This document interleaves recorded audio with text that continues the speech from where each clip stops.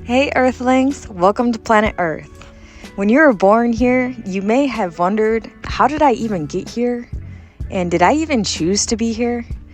And I didn't get to choose my skin color, my gender, when and where I was born, what parents. I truly don't know if we have a way to prove this, but I do find it interesting that we are born into an ego.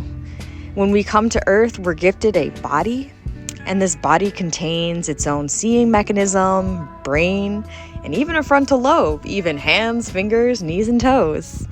And when we're a baby, we learn how to walk, pick up objects, and then we get rewarded with treats and kisses and gifts when we learn how to use this special new spacesuit, this new human body. And then pretty soon after that, we don't know the difference between our body and our spirit, like ourself. Then people see us and they start to notice us and they say, hey, nice human suit. And then we love the compliments. It feels good. We look for validation from other people to see if the suit is enough. So then we want to make something out of this suit and stand out and be somebody. And we want to make our parents proud and be successful. But then when we find out that we're not happy with our life because we are living the same life someone else wants us to live, then we try on different suits. We're asked from a young age, what do you want to be when you grow up? You got to be somebody. What do you want to make out of yourself? And it's just such a confusing time to be a human. So if you don't know who you are and who you want to be, and you just want to exist, I totally get you. Sometimes we feel like we're living for others, and because we want our parents to be proud and to prove to them that we can be successful. But then when we find out we don't like the ego that we're living, we continue to live life trying to find out who we are. We walk down the street, we dress the way we want, we talk a certain way, we walk like somebody, and then we meet somebody and we say, hi, I am this ego, I do this for a living, this is my name, this is my favorite color, this is the car I drive. And then we meet another ego and then we tell them, hi, it's nice to meet you. And then that ego says, I am this, I am that, my mom is this, my dad is that.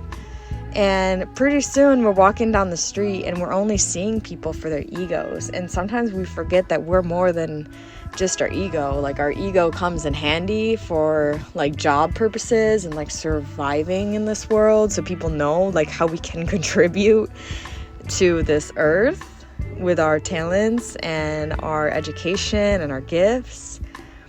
And when we start seeing people as something, we make believe that that is who we are. We start labeling people. Oh, that's a rich person. That's a poor person. That person's dumber, more beautiful, ugly, shorter, fatter. And then we forget that we're all one because we put ourselves into these categories. And I feel that's where we start to be separate in this society. Instead of being curious, we start to become judgmental and think that we know who someone is based off of their ego, based off of where they sleep, where they go to work, what shoes they're wearing. Know that you're not the clothes on your body.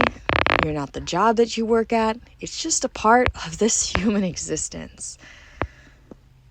And when we start to connect with people who are not like us, like say you're really rich and then you go hang out with a homeless person for the whole day, you start to have a conversation and you realize you're not as separate as you think.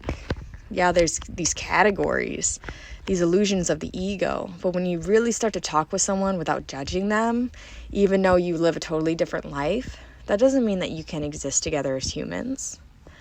Behind your identity and all these social roles, behind trying to be good, successful, there is this energy that we share, this breath.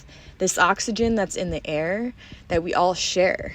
And even if I'm angry at you, even if I disagree with you, and I feel like our categories are competing with each other or whatnot, we still share the same oxygen. It's not like I can steal your oxygen and receive more from me. we're on this earth together, so we better start learning how to be with one another, knowing that we are energy and we are this breath of life, that a lot of people are probably just as confused as you are with not knowing who they want to be or what they want to do. I personally enjoy using my ego when I need to, so people can learn more about me, and maybe I can help them in ways that I know through what I've learned through being on this planet so far. But then when it's time to take away the ego and just exist and not live up to a certain label, that feels so freeing and so refreshing, because when you don't identify with being anything or anyone and being like a somebody and instead just being a nobody, then it's really freeing, because no one can tell you that you're good or bad at what you're doing, or you're a good vegan, you're a bad yoga teacher, you're this, you're that. No one can tell you anything, because you know you're really not those things at the core. You're not your ego, you know? You're not just this body. We're just adopting it. We're renting it out. We're giving it a trial run. So enjoy this body. Take really good care of it, and flaunt your ego when you need to, so you can, provide for yourself and your family and live this life. But just please do not take on unnecessary suffering and feel like you have this label to live up to. Ultimately, this is your only opportunity to live as this unique avatar that you were born into. So just enjoy it. We're not trying to live for anybody else's version of what they want us to be.